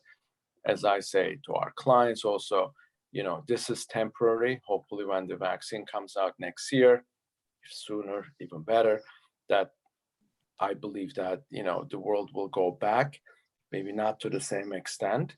But if you still want to have an office, you still have to deal with the landlord. And I say the same thing to the landlords. If you think that you want to rent your place to them, you have to come up with something reasonable. As they say, the best settlement is where both parties are not happy. So come up with a solution so that everybody continue with their lives and try to pay you. But other than that, you know, we deal with the banks. The banks are quite nervous because they don't know how deep this is. They read everything that we do. Construction is a problem because, you know, New York needs to build and we're building. And there's a category of essential construction and non-essential construction. And which is, yeah, the real estate transactions portion of it. We have many clients, unfortunately, who's in developing condos, and the New York State decided that it's not essential, understandably, unless you're building hospitals or anything involving with healthcare. And then naturally, there's the tax law considerations that we help our clients with and tell them, you know, even if you get this loan from the government and if it turns into a grant, right now it looks like we would have to pay taxes on that. And a lot of people are unhappy, surprisingly. And those are the things that we navigate. I mean, the thing is, I'm sure it's the same in other countries. In the US, it's really changes from state to state. And also there's the federal government. So you have to see what's more beneficial for your client, which rules apply. And some of them are not perfect because it's being done, you know, in a super rush way. And not everybody can think about all the consequences of this. So there are gaps, there are questions. We have international clients that have operations in the US. You know, the Small Business Administration first had a questionnaire, and at the number 44, I think, they say, if the parent company is foreign, please let us know. And then a couple of weeks later, they said, okay, we shouldn't be doing this because we look at a company that is set up in the US, could be owned by a company in India, but they employ less than 500 people. That means they're contributing to the US economy. So why do we care if the owner is an Indian company? They should be able to benefit from this PPP program. But it wasn't quite, you know, they didn't get it the first time. They got it the second time around, but a lot of people didn't apply because they were under the impression that they won't be able to get the benefit of it. And now then the funds were not available. Big banks sent it to their best clients. I mean, it was a quite mess, but, you know, at least it's still an opportunity that the government provided to the small business owners because it's also election year and the economy needs to come back. So I'll leave my remarks to this and try to limit it since, as I said, everybody's been on the phone for a while now. And if you guys have specific questions, you can tell me now or you can email me later. I'm happy to answer.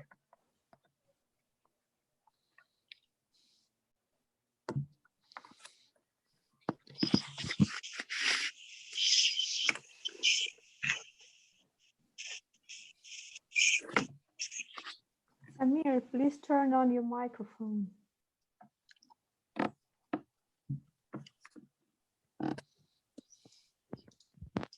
He didn't hear you.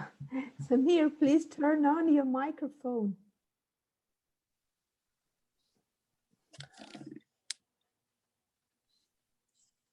Doesn't know.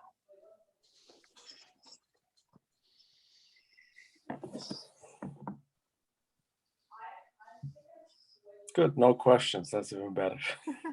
But there are many questions down on the bottom of the screen. They are typed by Hold the on, participants. yeah, because I'm on my phone. It's hard to see. Well, you have a question. You have a question here. Maybe I can read it because Samir is Pedro here. Questions related to the United States. You have several ones, more than any of us. You're more popular, probably. So, what do you have to say on the protests against the lockdown imposed in the United States? Clearly, this is not a legal issue, but well, you are also, well, we are all little politicians here. It's not just for legal people. Listen, I mean, that's true. I didn't make the question myself. Sorry, it's there in writing. I didn't want to put pressure into you. Not at all. I do this every day, so it's fine. Listen, I mean, there's always, you're never going to make anyone happy, right? I mean, everybody's talking about this. It affects a lot of people in a way that people didn't think that would affect themselves. You know, they first said it's always the male, and after a certain age, and you know, we know a lot of people that are young doctors, unfortunately, lost their lives and the people around them. And so, I mean, one thing you can say about Trump is, I don't know, maybe he didn't respond to this as fast as he should have. My personal view, not my firm's. But he certainly understands the economy, and he certainly understands how fast you have to get back to the economy. So I know a lot of people, and these unemployment checks are not arriving on time, and people need to live and feed their families and all that stuff. So I understand why there's a lot of frustration, even with the kids not going to school. Not everybody have computers. I mean, in California, they have studies, and I don't know, 25% of the people cannot get online because they don't actually have computers in this day and age. So I understand the frustration. I think at the end of the day, life must go on. You give everybody, you know, use some common sense. If you feel like you have an underlying condition, don't go to the office. Clearly, you can work. So, Barbaros, there is. Yeah. Go ahead, Samir. There is one more question which many people have asked, and it is coming up again and again, that there are differences. I mean, I would like all the panelists to speak if they have anything to say on this particular question. Regarding origination of COVID-19, there is a lot of issues going on where it has already originated, and because that particular question which is going on between US and China, and it will have a global impact on economy and everything. So how this has been taken, how this is going on, and what's the thing about it. So regarding origination of it, because it's creating different views in different parts of the world regarding origination of COVID-19. So what we hear in news about from US, that they have issued 18 points or something like that. So your views on that aspect. I'm certainly not an expert, and I just watched the news like everyone else. My understanding that it originated in China. There's a dispute about, did it originate in the wet markets in China, or did it originate in a laboratory in China? But everybody, at least on the US side, agrees that it's coming from China. It came from China. Not necessarily everybody's agree on where in China and how in China, but everybody thinks that it's coming from China. That's the view, at least in the US.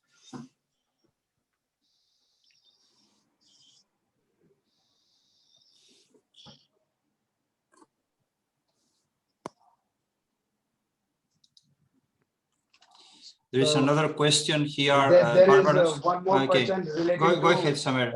to oil prices, which has gone down. Say it again. In few days, sometime back, we saw that the oil prices went down till negative. So is there any impact on that from US point of view or global economy from whatever you see? Question Of to course. Barbaros. I do enjoy the oil prices going down because it's much cheaper to fill up my car's tank than it has been before. So I'm not complaining. We had high prices, as you know, but I think it will correct itself once the economy comes back to itself, because there's definitely a need for it. There's no substitute right now that is widely acceptable. So it's just it's just an issue between, as you know, Russia and the Arab countries and other oil-rich countries, and it's all about pricing. So right now, as I said, I'm enjoying the benefits of the low oil prices, but I don't think that's the way it's going to happen for the next foreseeable future. I think it's going to come back. Okay. One question I have for think, Ekaterina, it is coming up that because there are a lot of students going from India to Russia for different courses. So is there anything which government is doing to tap these students, these resources in Russia? Thank you for the question, but I don't think that there are especially focused measures on support of the students, but there are measures to support, for example, people who lost their jobs. If the students are qualifying this criteria, then they may rely on the support, or families with children, again. Or, for example, certain universities, they have their own budgets to support their students, and depending on the rules of the certain university, you can also find some measures of support if there are any. But especially focused on international students, I haven't seen while preparing to this conference, especially focused measures, I don't think. If they qualify a certain criteria of, well, vulnerable condition, like jobless or little children or so on, then they may rely on the support. I think so. Okay. Okay. So there's one more question, coming out for all the panelists. We hear various countries claiming that medicine to COVID-19 is being invented or they are about to. So from which part of the world we are going to get the medicine for COVID-19? What is, India also says that something has been done, and we heard from Africa, something has come, some from Israel. So can all of the panelists can throw what is happening in their region for the medicine for this pandemic? For example, for Russia, I would say that, well, I can rely on the information from the media. I'm not a professional from this sphere, but what I can say is that, in Russia, a combination treatment is being used for the people who are at the hospitals. So combination method is using of the antivirus treatments, like, against malaria or against other viruses, in combination with the support of the immune system or ventilation of the lungs if necessary. And that combination method for now is considered as efficient. It helps, and I would say that, myself, I wouldn't be afraid to get to Russian hospital because the quality of the medical care is high enough. But what I say is about Moscow, what I personally know. I can't say more about the regional hospitals.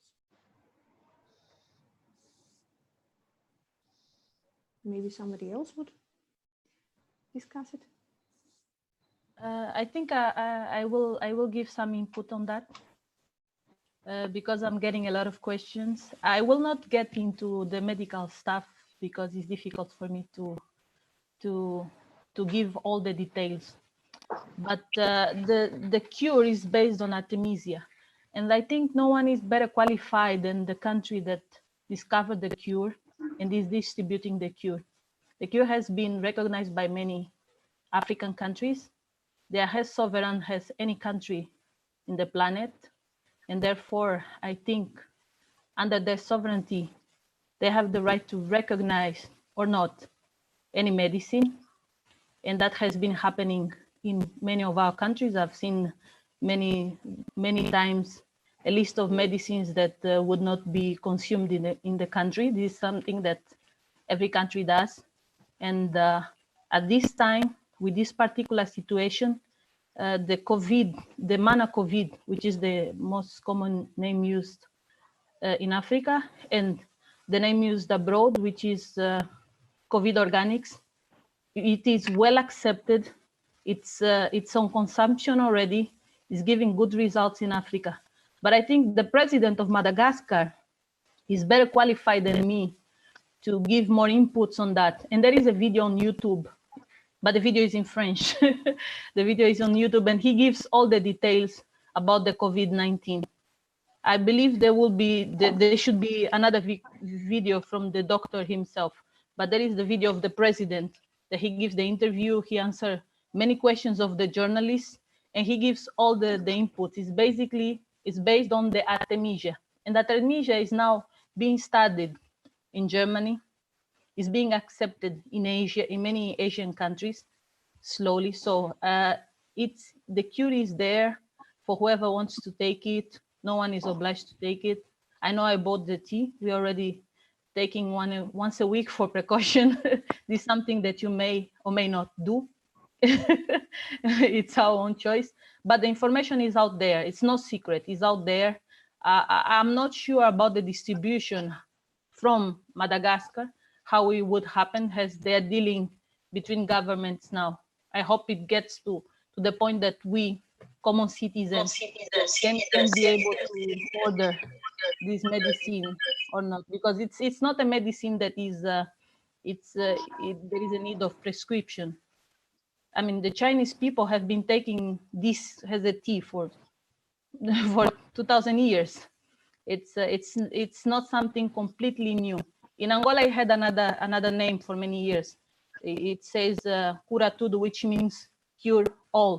It's like it was the medicine for malaria, and whenever you would feel sick and nothing would work, that's what you would take in the end to feel well. So this is something that has been around, but has not been well studied, not well studied enough for the importance that it really has.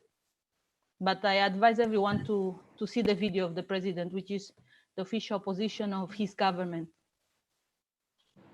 Okay. Well, in what relates to Europe, I have to say that yesterday, so these are news just from yesterday, the European Medicines Agency predicted that there could be licensed drugs to treat the new coronavirus before the month of August. This is an official announcement that was made yesterday, and before, obviously, a vaccine might even be approved in early 2021 in a best case scenario. So what's Marco Cavalieri, who heads the European Regulators Vaccines Department, told the media in a briefing yesterday that this new drug is being tested and probably will be in the market before the month of August. No more details were issued. So, Charles, there is a question for you. I mean, we have been hearing in India through news that China has the medicine for it, but it is not giving to all of the world. Is it true, or is it just a gossip? I would well, obviously I have no insider information on that, but I would say it's I mean, I don't think there's a cure for it that China is like hiding and not giving to people. I mean, that just sounds absurd. I mean, yeah, I would have no reason to believe that they would have a cure for it. Okay. So there is one more question which has come, that Hong Kong, the protest is still going on. I mean, we heard that the moment lockdown was over or it was relaxed, a protest started. So does this COVID and the protest would affect the economy? What implication it would have? I think it definitely does. I mean, and to be honest, I don't see the protest ending like soon. Basically, my view is when COVID dies down, the amount of protests would increase. But at the same time, even before COVID, you could see after the protest happens for a while, people get used to it. I mean, Hong Kong is a very, very safe place. And I mean, there are a lot of countries which have protests and people get used to it after a while. So you kind of just figure out, okay, there is a protest in that area, in that particular street. So just don't go to that street.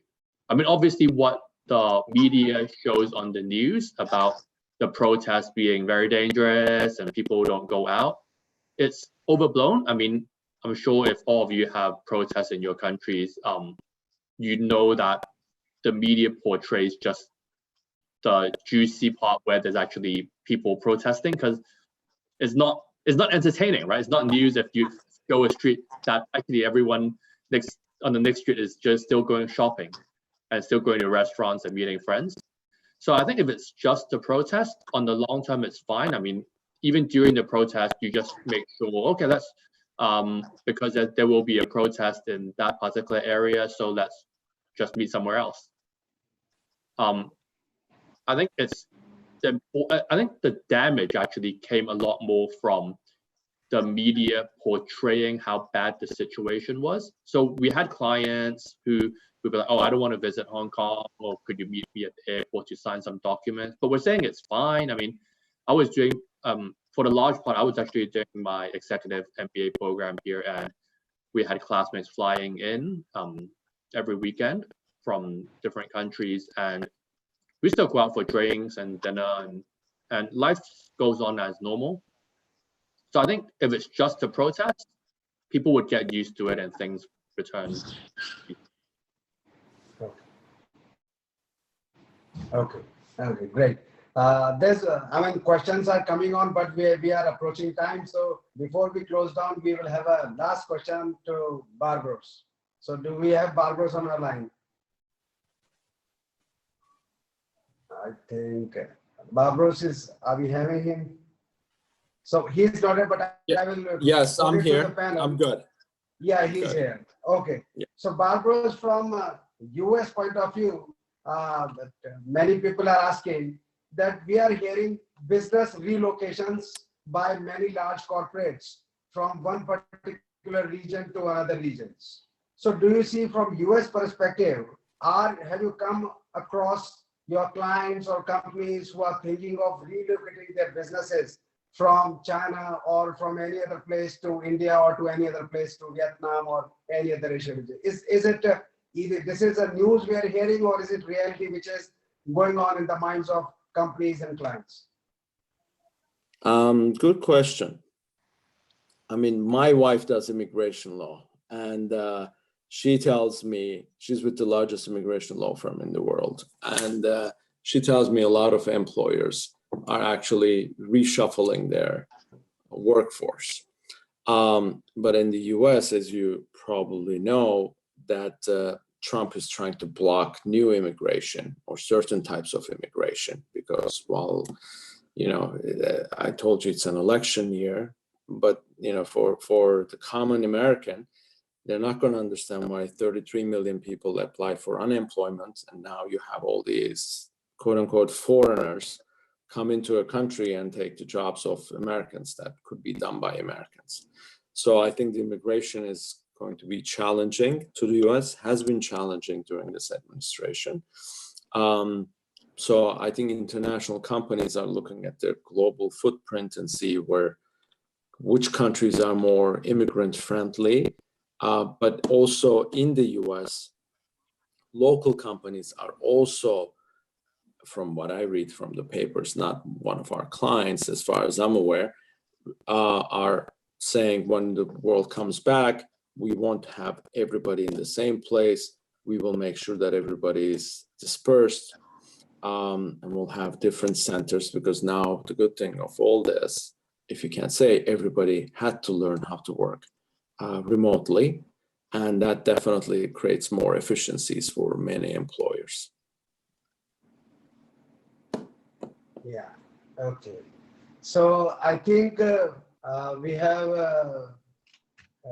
come to an end to this excellent webinar. We have heard views across the globe, and we are enriched with a lot of views. And we find that all the countries are majorly working on mostly on the same pattern. I saw that Hong Kong had a 10% package which they have given of the GDP. In India also same, we had around 10% of our GDP has been given a stimulus to fight with COVID. The same things, giving importance to local businesses, entrepreneurs, saving SMEs, giving grants and loans, and leaving the interest. All these things are happening globally.